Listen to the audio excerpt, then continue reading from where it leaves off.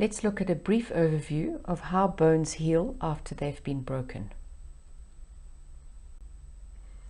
Trauma or injury really means that there's a loss of integrity of the bone and its membranes or any other tissue. Whenever the body is injured, the first phase of repair is to form a blood clot, also called a hematoma. This changes the local environment and starts the inflammatory cascade. Inflammation is the first step in any healing, and the inflammation calls in the cells and molecules required to promote tissue repair. This process lasts for up to 7 days.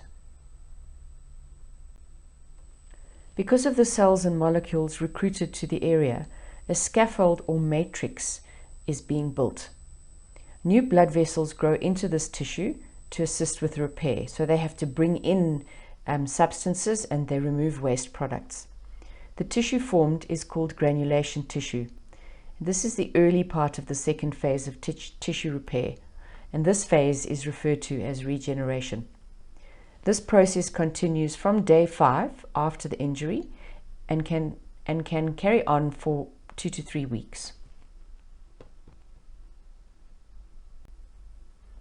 Regeneration continues, the blood vessels continue to extend, and new bony tissue is laid down on that matrix in the form of fibrocartilage.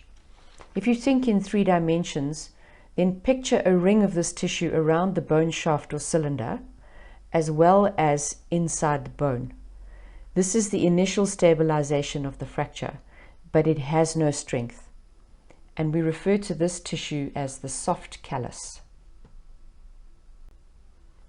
As repair continues, calcification of the callus takes place. This can be felt on the bone, and it's now called a hard callus. In a normal healing process, the callus can support the weight bearing at 6 to 8 weeks after the injury. That's in an adult. But the process is not over simply because the animal can now bear weight. The full strength must be regained. This develops as the fracture is challenged, in other words, weight bearing and walking. Bone is dynamic tissue, and the callus is resorbed over time.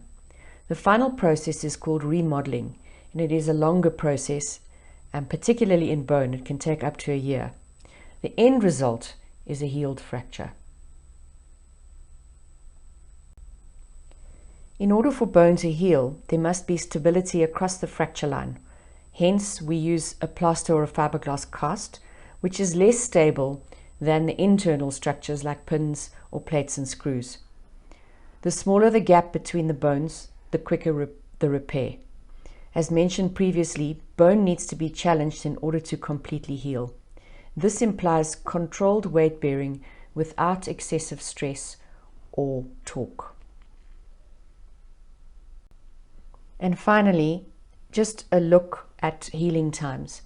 The younger the animal or person, the more rapidly the bone heals. And this has huge implications in terms of dysfunction. So in young animals and young people, we want to attend to a fracture as soon as possible. So in young dogs, younger than 3 months, it can be as quick as 2 to 4 weeks. In an older dog, the norm is about 7 weeks, but it can take as long as 12 months.